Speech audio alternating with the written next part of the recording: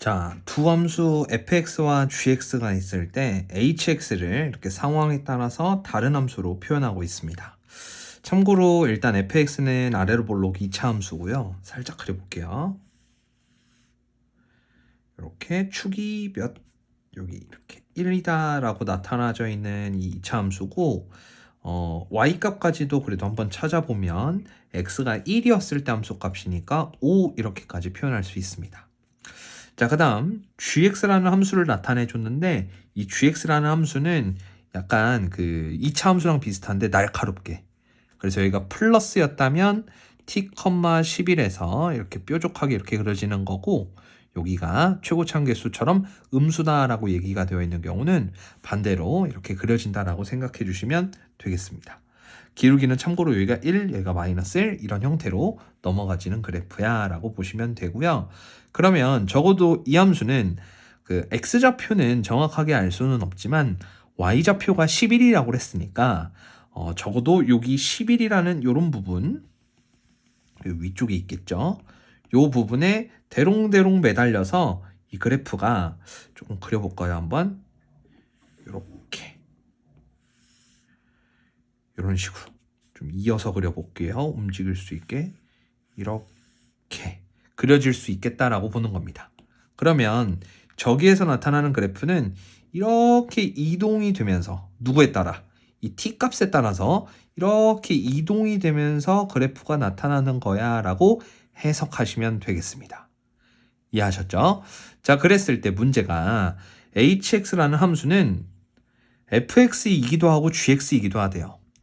근데 언제라고 그랬냐면 fx가 gx보다 아래에 있을 때, y값이 아래에 있을 때 그때는 fx가 되고, 요거가 반대로 gx가 아래에 있으면 gx가 된다.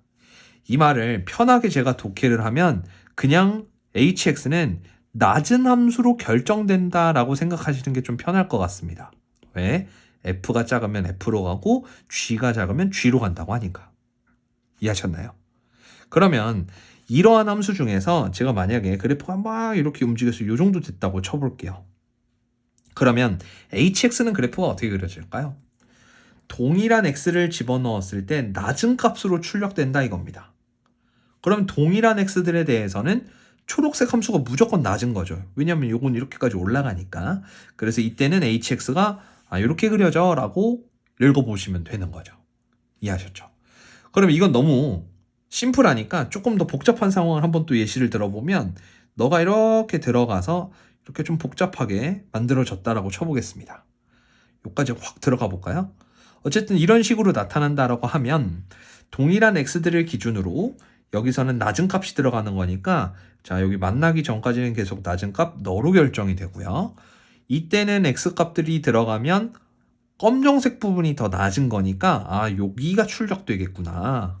다시 또 넘어가면 이 부분이 출력되는 거구나 라고 읽어주실 수 있다는 게 되겠습니다.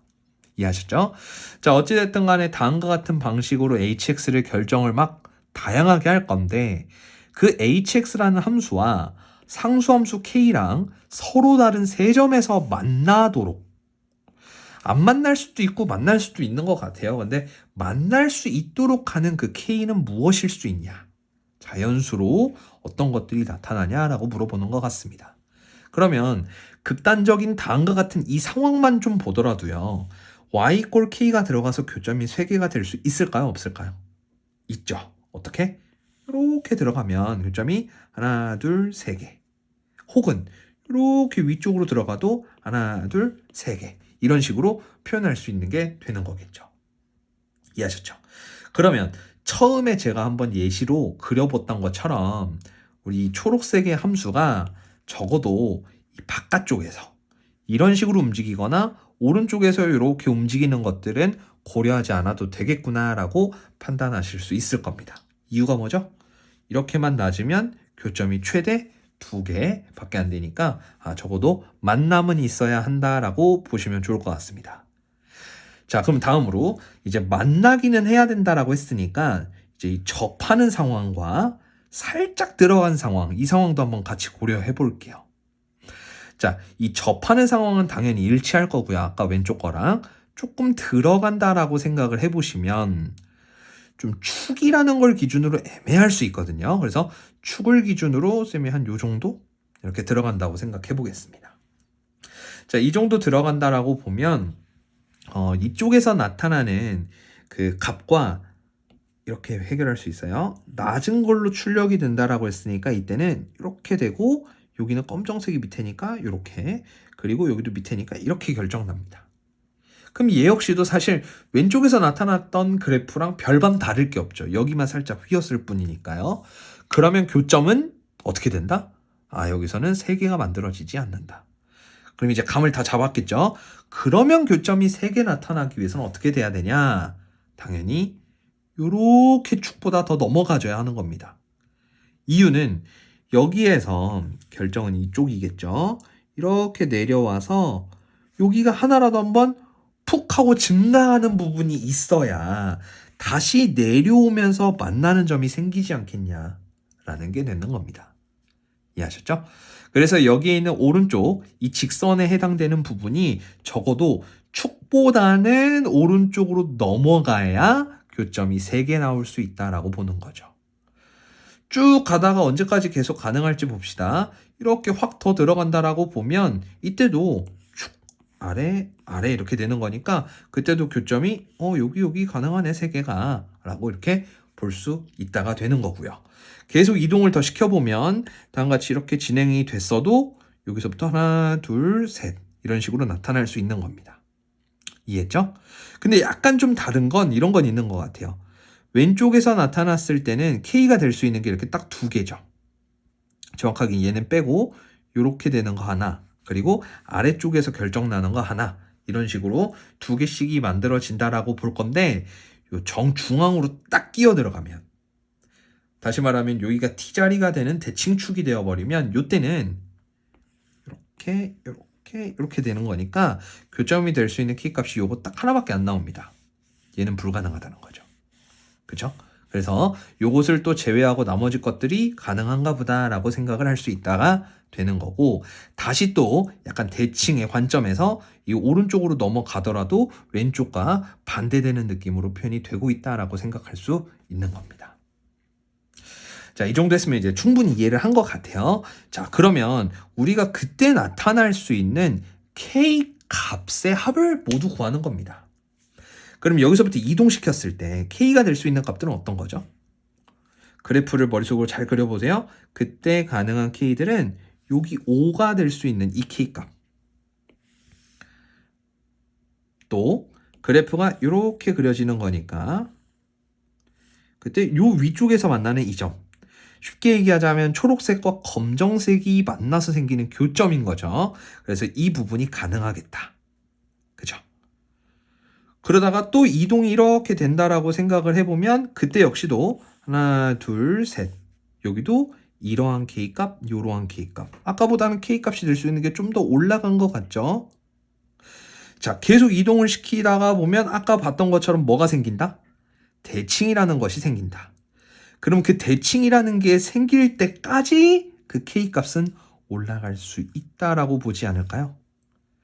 왜냐하면 정확하게 딱 맞닥뜨려지는 순간은 여기가 2개밖에 안 나오겠지만, 선생님이 살짝 옮겨볼게요. 아주 미세하게 너를 살짝 요 정도까지 들어갔다라고 보면 그때는 여기는 올라갔고 여기는 내려왔고 이렇게.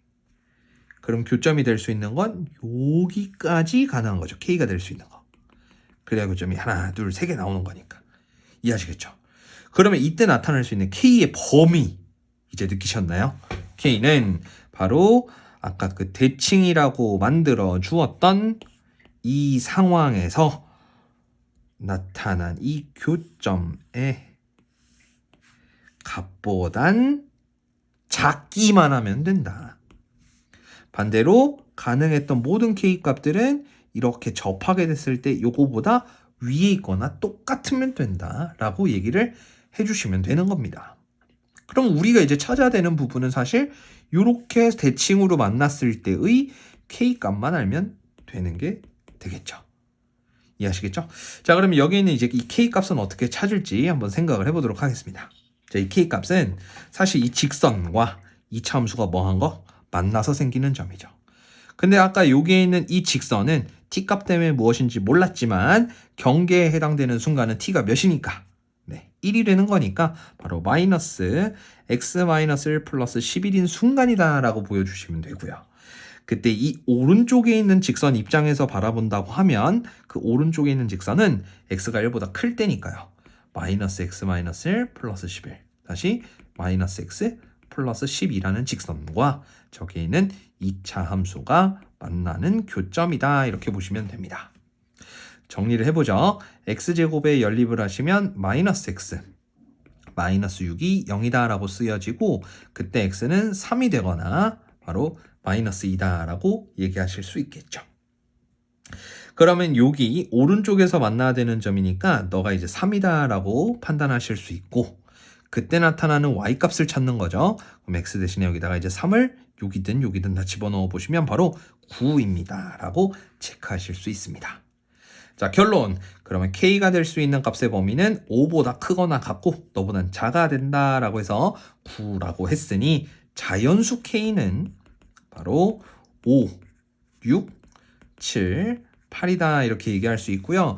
요것들을 다 더하는 건 이렇게 두 개씩 13, 13이니까요. 총 합은 바로 26이다 라고 이렇게 확인하실 수 있겠습니다.